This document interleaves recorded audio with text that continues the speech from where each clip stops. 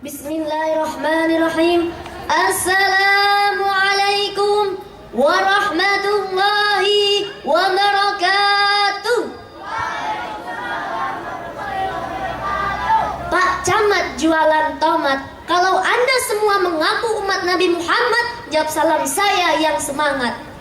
Assalamualaikum warahmatullahi wabarakatuh.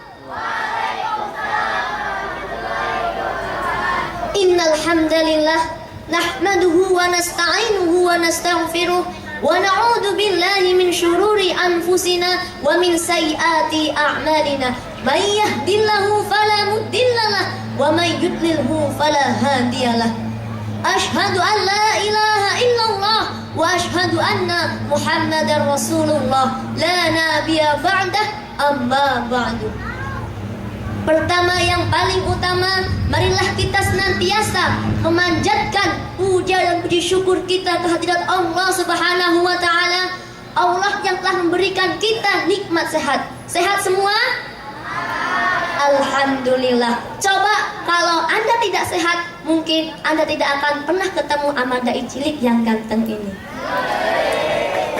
Kesehatan itu penting. Kalau kita nggak sehat, kita mau makan aja nggak enak, kita mau minum aja nggak enak. Itulah betapa pentingnya kesehatan. Kedua kalinya, salawat beriring salam, tak lupa kita senantiasa curahkan dan limpahkan kepada junjungan kita, yakni Habibana wa Rasulina Maulana Muhammad sallallahu alaihi wasallam. Nabi yang tak pernah ke Bandar Lampung tapi namanya selalu terjunjung. Nabi yang tak pernah ke Bogor tapi namanya selalu tersohor. Baiklah, berdirinya saya di sini, saya akan menyampaikan sebuah cerpen ceramah pendek yang saya beri judul Setan Mengajak Manusia Mendurhakai Orang Tua. Di sana Brazil, di sini Swiss, di tengah-tengahnya Italia, masih bersama Dajjal Alvin Hafitomi Aziz di dalam ceramah agama. Ma'asyiral muslimin rahimakumullah, Anda tahu setan? Setan itu akan selalu mengajak manusia untuk melakukan perbuatan dosa sampai hari kiamat tiba. Setan itu akan senang kalau melihat manusia melakukan perbuatan dosa. Kenapa? Karena semakin banyak manusia melakukan perbuatan dosa, maka semakin banyak pula kawan setan di neraka kelak. Ingin jadi kawannya setan? Kalau nggak ingin, maka jangan ngikutin langkah-langkah setan. Salah satu cara setan untuk mengajak manusia melakukan perbuatan dosa, yaitu ialah mengajak manusia untuk mendurhakai orang tua. Bukankah Allah berfirman, A'udzu billahi minasyaitonir rajim, Bismillahirrahmanirrahim. Wa wassaynal insana biwalidayhi hamalathu ummuhu wahnan ala wahnin wa fisaluhu fi 'amaini anishkurli wa liwalidayka ilayyal masir. Yang artinya, dan kami perintahkan kepada manusia untuk berbakti kepada ibu bapaknya, ibunya yang telah mengandung dalam keadaan lemah selemah-lemahnya, kemudian menyapihnya dalam 2 tahun, maka bersyukurlah kepada orang tuamu dan bersyukurlah kepadaku, hanya kepadakulah engkau dikembalikan.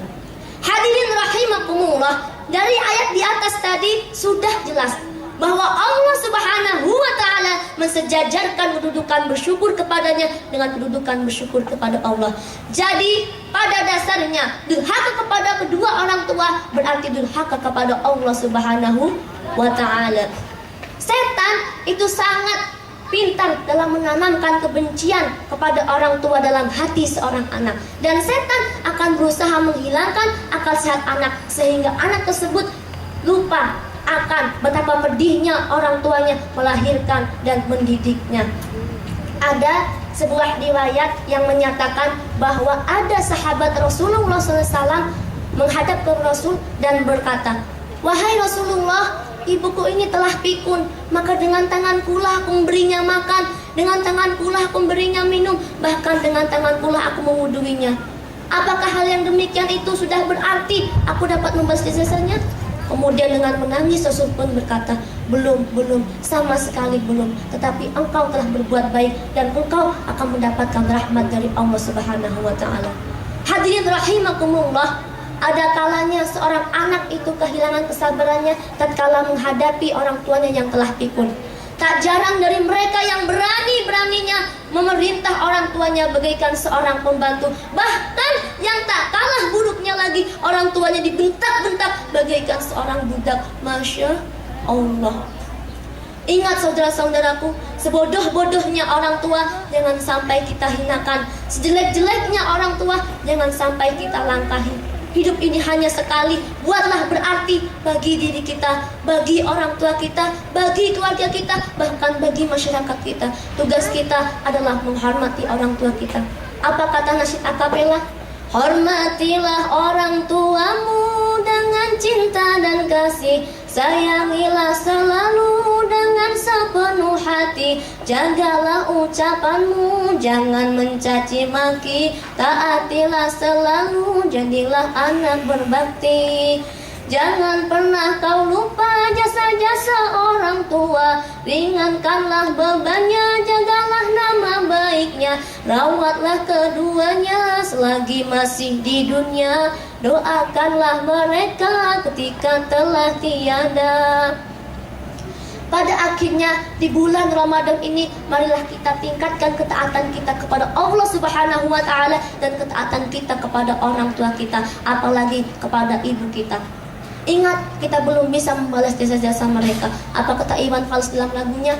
Ribuan kilo jalan yang kau tempuh, lewati rintangan demi anakmu tersayang. Ibuku sayang, masih sanggup berjalan, walau tapak kaki penuh nanah, penuh darah. Seperti udara, kasih yang kau berikan, tak sanggup ku membalas, Ibu. Mungkin hanya ini ceramah yang dapat saya sampaikan. Walaupun singkat, mudah-mudahan dapat bermanfaat. Apabila dalam penyampaian saya tadi terdapat kata-kata yang salah, mohon dimaafkan, karena berdirinya saya di sini masih dalam tahap belajar. Dan ingat, janganlah kita durhaka kepada orang tua kita, melainkan berbaktilah kepada kedua orang tua kita. Jadilah anak yang berjuang, bukan pecundang. Jadilah anak yang berakal, bukan yang nakal. Anak yang sukses, bukan yang tukang ngeces. Pergi ke Lampung Pos pada pagi hari hanya untuk menyaksikan lomba dai. Hidup hanya sekali, buatlah yang berarti. Wallahu muwaffiq ila aqwamit thoriq, billahi taufiq wal hidayah. Wassalamualaikum warahmatullahi wabarakatuh.